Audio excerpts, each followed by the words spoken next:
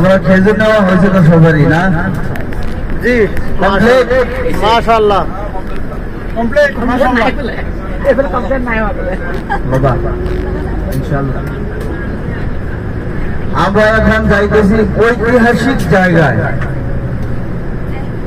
যে জায়গার নাম হইল মসজিদে কুবা। মসজিদে কুবা হলো ইসলামের প্রথম মসজিদ, যেটা নাকি হারামাইন শরীফাইন, মসজিদে নববী, মসজিদুল আকসা, আরেকটি মসজিদ সেটি হলো মসজিদে কুবা। মানে গণনাথ আসে এই মসজিদটির নাম, এই মসজিদটির নাম গণনাথ আসে। আর মসজিদে কুবা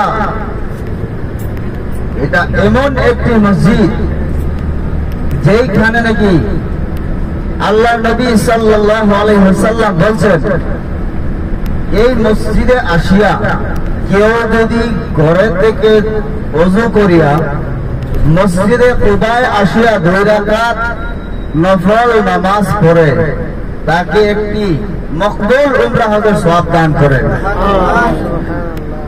তবে আমরা তো মুসাফির মানুষ, আমরা সব জায়গায় বাড়ি, আর কোনো জায়গায় বাড়ি নাই। আমরা যে কোনো জায়গায় ওযু করে আমরা ওইখানে যদি 2 রাকাত সালাত আদায় করি, আমরাও একটি উমরা হজের সওয়াব পাইব ইনশাআল্লাহ ইনশাআল্লাহ। তবে আল্লাহ নবী সাল্লাল্লাহু আলাইহি ওয়াসাল্লাম বলেছেন, মসজিদে কুবা আল্লাহর নবী যখন মক্কা থেকে মদিনায় হিজরতে আসছিলেন, তখন মদিনায় পাওয়ার আগে এই জায়গাতে কিয়াম করছিলেন, অবস্থান আসছিলেন। কোন কিতাবে 3 দিনে পাওয়া গেছে, কোন কিতাবে 11 দিনে পাওয়া গেছে, বেলেগ বেলেগ মানে ইয়ে আছে আর কি।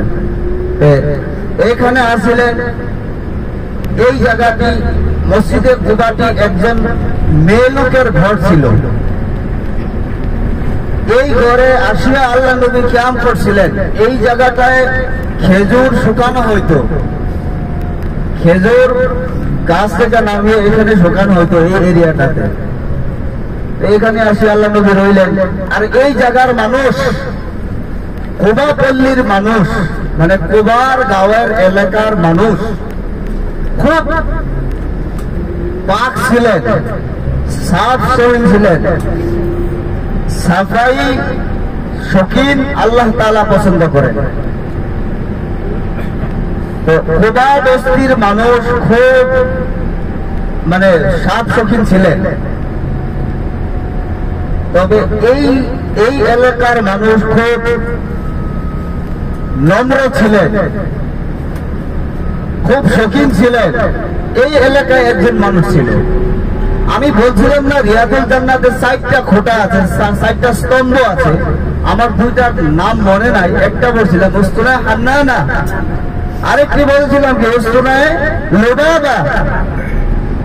লুবাবা একজন সাহাবীর নাম। লুবাবা কুবা পল্লীর লোক, একজন সাহাবা লুবাবা। লুবাবার একটি ঘটনা বলতেছি, ছোট শুনেন, সংক্ষিপ্ত বলতেছি। লুবাবা খুব একটি ভালো মানুষ ছিলেন, খুব শৌখিন মানুষ ছিলেন। যে উনি একদিন আল্লাহ নবী তো কিছুগুলি মাশওয়ারা করতেন, মাশওয়ারা করলে আমানত থাকতেন যে এই কথাগুলি তোমরা আউট করিও না, এরকম থাকেন না। কিছু একটা কথা আমি বলি আমার জামাতকে যে আপনারা এটা কাউকে শোনাবেন না, এরকম বলি তো, অন্য কেউ শোনাবেন না। এটাও আল্লাহ নবীর একটি গোপন কথা লুবাবায় ফাঁস করিয়া দিয়েছিল। বেদিনের লোকে ইহুদির কাছে গিয়ে আল্লাহ নবীর একটি গোপন কথা ফাঁস করে দিয়েছিল। তারপরে নিজেই বুঝতে পারলেন যে এটা তো আমি অন্যায় করছি, নবী সাল্লাল্লাহু আলাইহি ওয়াসাল্লামের গোপন কথা আমি ফাঁস করে দিয়েছি, এটা তো আমার বিরাট বড় অন্যায় হয়ে গিয়েছে। তবে উনি নিজে অনুতাপ করে রশি নিয়ে মসজিদে নববীতে গিয়ে নিজেকে খোঁটার লগে বাঁধলেন। এই সাহাবায় নিজে খোঁটার লগে বেঁধে ফেললেন, বেঁধে ফেলে বললেন, আল্লাহ জগৎপুরি আমাকে মাফ না করে আমি তওবা করবো আল্লাহর কাছে, আল্লাহ যদি আমাকে মাফ না করে আমি খানাও খাইব না আর ঈদে যাইবও না। অতটুক তাকওয়া ছিল। আগের সাহাবাগণের কত তাকওয়া, কত ঈমান মজবুত ছিল, নিজেকে বেঁধে ফেলছেন। ওই ঘটনার নাম হইল মসজিদে উস্তুনায়ে লুবাবা। উস্তুনায়ে লুবাবা, ওই লুবাবাকে বান্ধা হয়েছিল, বেঁধেছিল, ওই খুঁটায় বসিয়ে তওবা করেছিল আল্লাহর কাছে। সেই খুঁটার নাম কিন্তু উস্তুনায়ে লুবাবা। উস্তুনায়ে লুবাবা এগুলি কাঁদতেছেন, তওবা করতেছেন আল্লাহর কাছে, আল্লাহ আমাকে মাফ করো। তারপরে আল্লাহর কাছ থেকে ইশারা আসলো,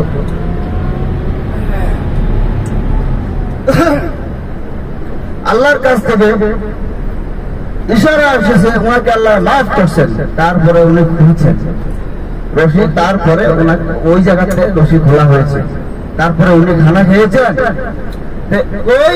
ওই উস্তুনায়ে লুবাবা খোটা, হযরত লুবাবা ওনার এক গাঁয়ে মসজিদে কুবা রয়েছে, ওনার এলাকায়, ওনার বস্তিতে মসজিদে কুবা রয়েছে, মসজিদে কুবা রয়েছে।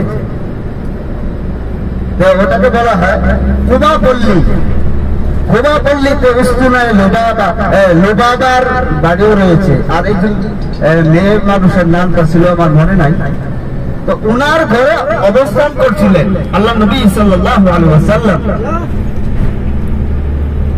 সেই জায়গায়, বাকি জায়গায় তাকওয়ার সঙ্গে মসজিদে কুবা হয়েছে, বানানো হয়েছে।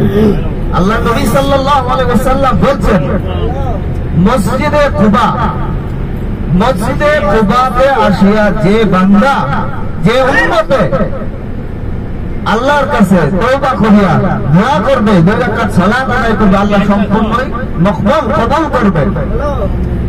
আর আমরা গিয়ে আল্লাহ নবী সাল্লাল্লাহু আলাইহি ওয়াসাল্লাম, হাদিসের মধ্যে আসছে, আল্লাহ নবী সাল্লাল্লাহু আলাইহি ওয়াসাল্লাম প্রত্যেক সপ্তাহে শনিবারে উঠে সওয়ার, উঠে বসিয়ে আর কোন সময় হাঁটিয়ে প্রত্যেক শনিবারে আসিয়ে, ঘর থেকে আসিয়ে এখানে নামাজ আদায় করতেন। এক ওয়াক্ত ফজরের পরে আসতেন, আসে মসজিদে কুবাতে 2 রাকাত নফল নামাজ আদায় করতেন। প্রত্যেক শনিবারে আসতেন আল্লাহ নবী সাল্লাল্লাহু আলাইহি ওয়াসাল্লাম। প্রত্যেক শনিবারে মসজিদে কুবাতে আসিয়া 2 রাকাত সালাত আদায় করতেন। আমি 20 রাকাত পড়লেও একটা উমরার সওয়াব। এরকম নয় যে আপনি 2 রাকাত পড়ছেন, একটা উমরার সওয়াব পাইলেন, আরো 2 রাকাত পড়লেন, আরেকটা উমরার সওয়াব পাইলেন, এরকম না। আসিয়া 2 রাকাত পড়লেও একটি উমরার সওয়াব সেখানে আল্লাহ তাআলা দান করেন। তবে ইনশাআল্লাহ আমরা গিয়ে, কার কার ওযু তো আছে মনে করেন, যার ওযু নাই আপনারা ওইখানে গিয়ে ওযু বানাইয়া 2 রাকাত সালাত আদায় করবেন কুবাতে গিয়ে। আর আল্লাহর কাছে খুব তওবা করে আল্লাহর কাছে দোয়া করবেন, আল্লাহ আমাদেরকে মাফ করিয়া মাসুম বানাইয়া আল্লাহ তুমি মদিনাতে ফিরাইয়া। এই দোয়া করে আপনারা পরে ফিরে আসবেন। আর মসজিদে কুবা বহুত ভিড় হয়, বহুত গাড়ি, বহুত ভিড়। আপনারা নিজে নিজে, আমি একটা জায়গা দিব, সেই জায়গায় ঘুরিয়ে আসিয়া একসাথে হবে। আর দেরি করবেন না, নামাজ গিয়ে আমরা হারামে পড়বো, নামাজের দেরি আছে। জলদি জলদি গিয়া আমরা ওযু করিয়া 2 রাকাত মসজিদে কুবাতে নফল নামাজ আদায় করিয়া ইনশাআল্লাহ আমরা চলে যাব। সবাই তো একসাথে থাকবো ইনশাআল্লাহ। ইনশাআল্লাহ আল্লাহ তাআলা আমাদেরকে মসজিদে কুবাতে 2 রাকাত নফল নামাজ আদায় করবার তৌফিক দান করুন। আরো জোরে বলেন আমিন। আমিন। আল্লাহুম্মা আমিন। আল্লাহুম্মা আমিন। আমিন বলেন। মদিনায় একবার আমিন বললে 50,000 বার আমিনের সওয়াব পাওয়া যাবে। আমিন। আল্লাহুম্মা আমিন। আল্লাহুম্মা আমিন। ইনশাআল্লাহ। জাযাকাল্লাহু খাইরান।